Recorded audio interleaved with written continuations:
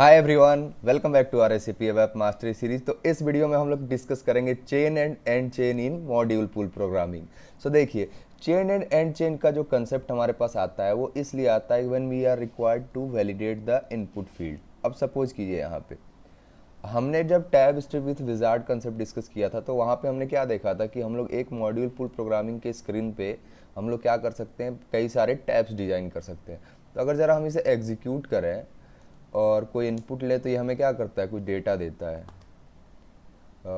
Employ का data यहाँ मुझे मिलेगा और प्रोजेक्ट का डेटा यहाँ मिलेगा, ये तो ठीक है।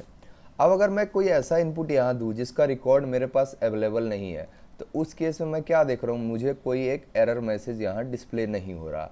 तो इसके लिए हम लोग क्या करते हैं, मेनली अगर हमें किसी भी इनपुट फील्ड को वैलिडेट करना होता है मॉड्यूल पूल प्रोग्रामिंग के अंदर, तो उस केस में हम लोग chain and and chain statement का कंसेप्ट का यूज करते हैं। अब इसकी ज़रूरत क्यों पड़ती है, अगर आप नॉर्मल वेब प्रोग्राम में देखें तो वहाँ पे हम लोग क्या कर रहे होते हैं, एक नॉर्मल सा अगर आपके पास किसी को वैलिडेट करना है तो सिंपली हम लोग मैसेज के थ्रू से वैलिडेट कर सकते हैं। तो आइए उसको पहले करके देखते हैं, फिर उसके बाद हम लोग चेक करेंगे कि क्या रीज़न है इसका।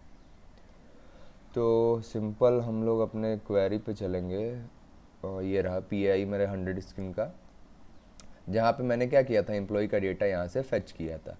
तो मैं ये चेक कर लूँगा कि इसके अंदर अगर डेटा नहीं आ रहा है तो मैं सीधे एक मैसेज डिस्प्ले कर सकता हूँ। तो मैं यहाँ जाऊँगा AC91 पे और एक मैसेज क्या करूँगा, क्रिएट कर लूँगा। ओके, सो बहुत सारी स्क्रीन ऑलरेडी ओपन है, एक रिमूव कर देते हैं। AC91 पे चलते हैं। मेरे पास ऑलरेडी एक मैसेज क्लास क्रिएटेड है, तो मैं एक और मैसेज इसमें ऐड कर देता हूँ कि employee ID is not valid, please enter a valid employee ID। Perfect, इसे सेव कर देते हैं। तो यहाँ देखिए, हम लोग यहाँ क्या चेक कर रहे हैं कि if LT employee is not initial, अगर नॉट इनिशियल है तो ये डेटा फेच करेगा, और अगर ऐसा नहीं है तो मैं यहाँ क्या दे सकता हूँ, एक एल्स स्टेटमेंट दे सकता हूँ। पहले मैं ये चेक कर लूँगा, इस इफ़ का ये है और इसका ये है, परफेक्ट। तो यहाँ आके एल्स स्टेटमेंट दे देंगे और यहाँ मैसेज के थ्रू अपना मैसेज डिस्प्ले कर लेते हैं, मैसेज एरर और मैसेज नंबर यानी 004, फिर पैरेंथेसिस और हमारा मैसेज क्लास का नेम। इसे एक्टिवेट कर देते हैं। अब देखिए सिंपल है, इसे एग्जीक्यूट कीजिए और फिर से हम इनपुट देते हैं 106।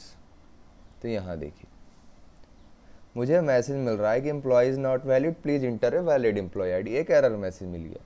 लेकिन इसके साथ एक प्रॉब्लम क्या आ रही है, जब ये मेरा एरर मैसेज दे रहा है तो उसके बाद ये जो मेरा स्क्रीन है, इनपुट स्क्रीन, वो डिसेबल मोड पे चला गया, यानी मैं कुछ अब इनपुट इस पर नहीं दे पा रहा हूँ। अगर मैं इस पर इनपुट नहीं दे सकता तो फिर मैं करेक्ट डेटा के लिए यहाँ से डेटा भी फेच नहीं कर पाऊँगा। तो इस पर्टिकुलर रिक्वायरमेंट को सॉल्व करने के लिए SAP ने हमारे पास क्या किया है, चेन एंड चेन स्टेटमेंट का डिस्कस किया, जिसका यूज करके मैं क्या कर सकता हूँ, इस पर्टिकुलर रिक्वायरमेंट को अचीव कर सकता हूँ और इस जो प्रॉब्लम है इसको हम लोग ओवरकम कर सकते हैं। तो ऐसे जितने भी हमारे पास इनपुट फीड के वैलिडेशन के कंसेप्ट आते हैं उस केस में हम लोग क्या करेंगे, चेन एंड चेन स्टेटमेंट का यूज करेंगे। तो अब ज़रा देखिए हम लोग मेनली क्या करते हैं, ये मैंने बता दिया क्या है। अब इसको हैंडल कैसे करेंगे उस पर चलते हैं। तो सिंपल आप क्या करेंगे, इस एल्स को पहले यहाँ से रिमूव कर देते हैं, इससे यहाँ कोई ज़रूरत नहीं इसकी, एक्टिवेट कीजिए। अब देखिए आप अपने स्क्रीन पे जाएंगे और अपने लेआउट पे जाएंगे। ये मेरा एम्प्लॉय आईडी का इनपुट फील्ड है, इसका नेम आप क्या करेंगे, कॉपी कर लेंगे, कॉपी कर लेते हैं। अब देखिए आप क्या करेंगे, यहाँ पे आपको एक चेन एंड चेन स्टेटमेंट का ये लिखना पड़ेगा आपको, chain and chain and chain. अब जितने भी फील्ड्स का आप वैलिडेशन करना चाहते हैं उसको आप यहाँ पे प्रोवाइड कर सकते हैं यूजिंग फील्ड कीवर्ड। तो फील्ड, फिर आपका फील्ड का नेम, फिर आप क्या देंगे, मॉड्यूल और अपना मॉड्यूल नेम देंगे। सिंपल सा सिंटेक्स है, कुछ बहुत कॉम्प्लेक्स नहीं है। चेन हो गया, फिर यहाँ पे फील्ड, और यहाँ पे आप जितने फील्ड्स आप चाहें उस फील्ड को दे सकते हैं कॉमा देकर। तो मैं मॉड्यूल, और हर एक के लिए हमें क्या करना होगा, एक मॉड्यूल क्रिएट करना होगा, तो मैं इस मॉड्यूल को यहाँ दे देता हूँ। तो मॉड्यूल के बाद आप जो भी नेम उसका देना चाहते हैं, ज़रूरी नहीं यही आप दें, तो इनपुट वैलिडेट में दे रहा हूँ, इनपुट वैलिडेट, आप जो नेम देना चाहें यहाँ दे सकते हैं। तो वैलिडेट, परफेक्ट। इसे आप क्या करेंगे, एक्टिवेट कर देंगे।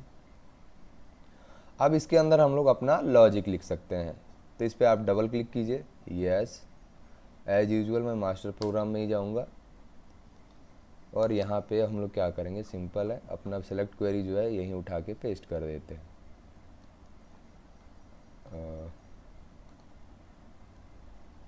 नहीं, ये तो प्रोजेक्ट डिटेल्स का है, हमें ये वाली सेलेक्ट क्वेरी चाहिए।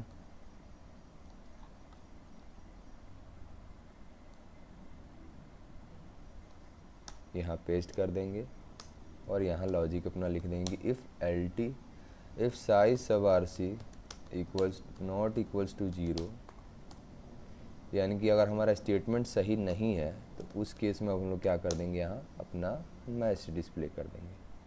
मैसेज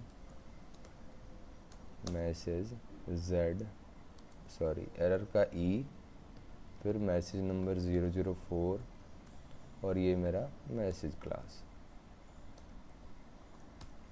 इसे आप क्या करेंगे, फिर यहाँ से एक्टिवेट कर देंगे, सिंपल। अब ज़रा इसे एग्जीक्यूट करते हैं, एग्जीक्यूट।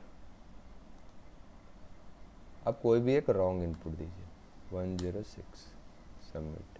तो यहाँ देखिए मेरे पास यहाँ क्या आ रहा है, मैसेज भी आ रहा है, लेकिन ये फील्ड मेरे पास क्या है, अब एडिटेबल मोड में है। तो अगर मैं कुछ डेटा दूँ यहाँ, तो मैं उसका डेटा फिर फैच कर पाऊँगा। तो ये रिक्वायरमेंट बहुत ही ज़्यादा कॉम्प्लेक्स है, और कॉम्प्लेक्स नहीं, सिंपल ही है, कुछ ज़्यादा नहीं है। सिंपल आप ये समझिए, अगर आपके पास इनपुट फील्ड का वैलिडेशन आपको करना है, अब वो ज़रूरी नहीं है एक ही फील्ड हो, मल्टीपल फील्ड हो सकते हैं, तो उस केस में आप क्या करेंगे, मॉड्यूल पुल में chain and and chain statement का यूज करेंगे, ठीक है। और नॉर्मली आप मैसेज के थ्रू क्यों नहीं कर सकते हैं वो मैंने डिस्कस कर लिया। अगर आप मैसेज का यूज करेंगे तो वहाँ पे क्या होगा, आपका जो इनपुट स्क्रीन है वो डिसेबल मोड में चला जाता है, फिर आप कोई नया इनपुट उस पर नहीं दे सकते हैं।